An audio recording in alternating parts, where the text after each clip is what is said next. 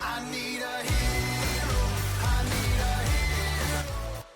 we were to talk through like an ideal state of what should happen, so if you find yourself in that situation, do you want to talk through kind of high level what those steps are that we would expect for it to be done properly, what that looks like? Yeah, so at a high level, and whether this is the insurer or the person who's had the event happen to them, the first thing is stopping the leak or the point of ingress, right? Now that's quite difficult with the roof because people don't know where the water's coming from, and it might be a significant storm that's allowed that to come in and potentially caused additional vulnerabilities. With a leak, it's a little bit easier. You're going to be able to identify where the location is, or at least turn off the water to the property. Secondly, then immediately it's about locating what is wet. For a normal consumer, they don't have access to dryers. They're not going to start cutting out their walls. They should be going around and trying to dry the property just with towels, things like that, sucking water out if they can, and then lodging that claim immediately. Once the insurer is notified, they really should be trying to get out there for a water claim, particularly a large water claim, within the first 24 hours, because as I mentioned before, microbial growth starts to occur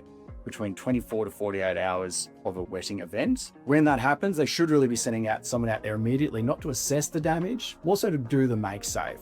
So this is someone with the authority to come in, cut out any materials that have been contaminated by what they call condition 3 water.